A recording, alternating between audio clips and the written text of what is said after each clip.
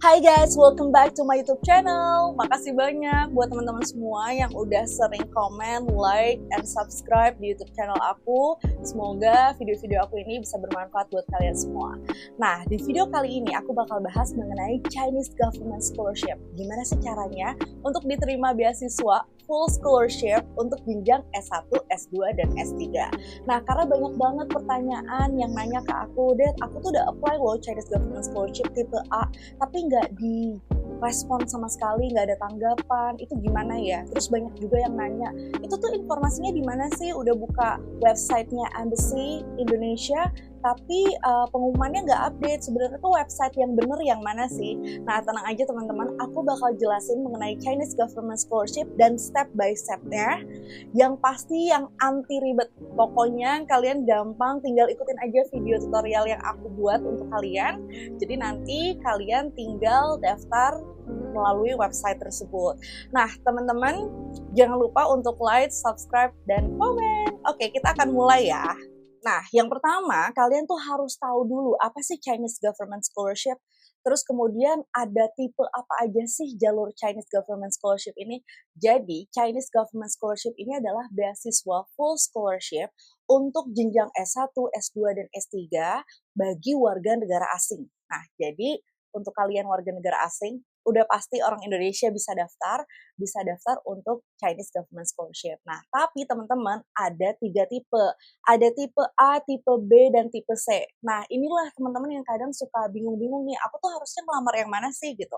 Jadi kalau tipe A itu adalah diperuntukkan bagi orang-orang yang sudah memiliki pengalaman untuk meningkatkan bilateral antara hubungan Indonesia dan Tiongkok. Jadi kalau seandainya kalian udah sering ikut lomba mengenai Chinese culture atau Chinese languages, atau misalnya ada untuk sektor-sektor tertentu, misalnya juga yang perlu memperkuat bidang leadership dan lain-lain, yang untuk meningkatkan bilateral antara Tiongkok dan Indonesia, nah itu apply-nya melalui embassy atau tipe A. Tapi kalau tipe B itu adalah untuk jalur university. Jadi proses seleksinya ataupun selection prosesnya itu melalui universitas. Jadi kalian harus melamar melalui universitas terlebih dahulu. Nah, terus nanti program yang ditawarkan itu juga bisa menggunakan bahasa Inggris, bisa menggunakan bahasa Mandarin atau Chinese. Banyak yang nanya, kalau kuliah di China itu harus bisa bahasa Mandarin ya?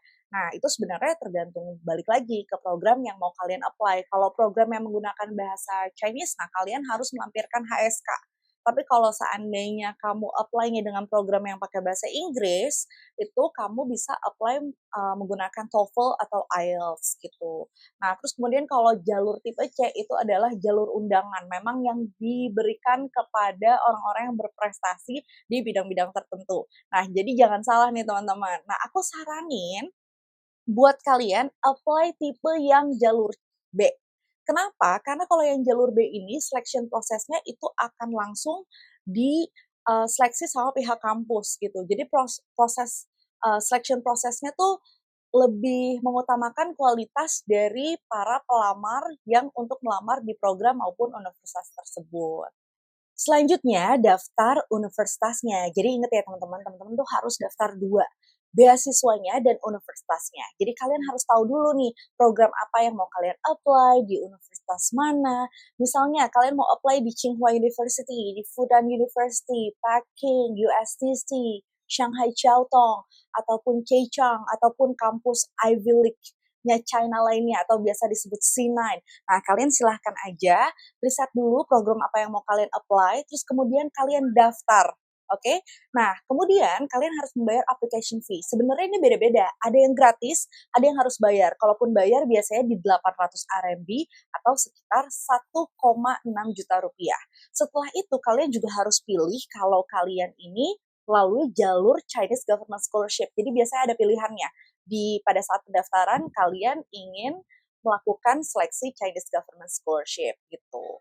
Nah, selanjutnya apa aja sih syaratnya warga negara asing dengan kondisi sehat? Untuk S1 maksimal 25 tahun, untuk S2 maksimal 35 tahun, dan pelamar S3 maksimal 40 tahun, dan di bawah 45 tahun dan telah menyelesaikan program S1 untuk General Scholar Program.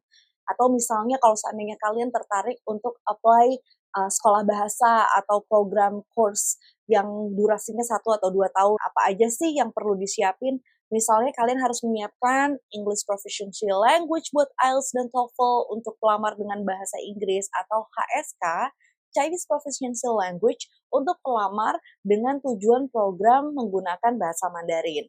Untuk kualifikasi skornya itu tergantung sama kebutuhan kampus masing-masing. Kemudian dokumen lainnya kalian juga perlu untuk mensubmit dokumen pribadi seperti misalnya personal statement, study plan, pasport, 2 recommendation letters, ijazah, transkrip language proficiency, dan dokumen pendukung lainnya. Setelah mendaftar kampusnya, nanti teman-teman akan diundang untuk masuk ke seleksi wawancara.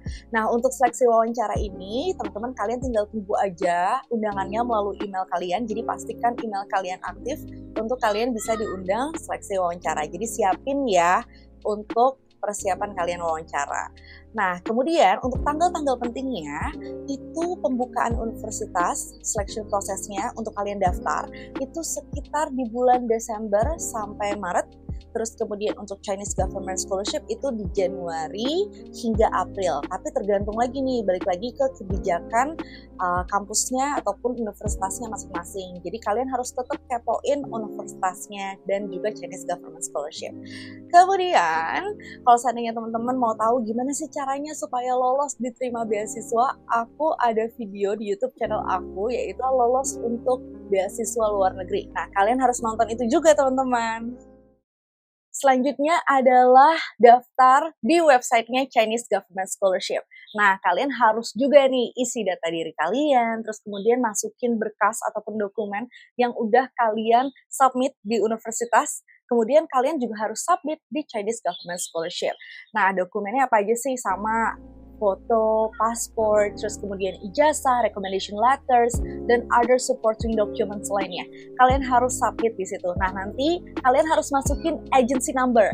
Nah, agency number ini biasanya akan dikasih ketika kalian setelah lulus seleksi wawancara. Jadi, universitas akan email kalian, silahkan submit agency number ini. Jangan lupa untuk submit agency number kode tersebut di Chinese Government Scholarship kalian. Tapi aku akan kasih linknya di bawah.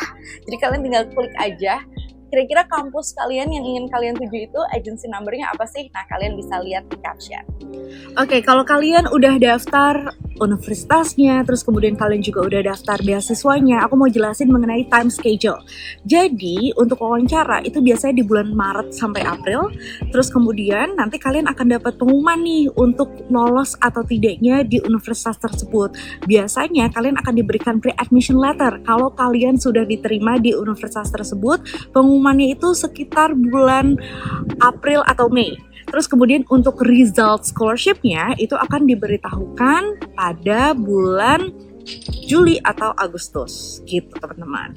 Nah, aku mau ngasih tahu mengenai fun fact-nya Chinese Government Scholarship. Jadi sebenarnya kalau seandainya kalian udah dapat pre-admission letter-nya dan kemudian kalian sudah diterima di universitasnya, itu sebenarnya teman-teman kalian itu sudah direkomendasikan oleh universitasnya untuk mendapatkan Chinese Government Scholarship.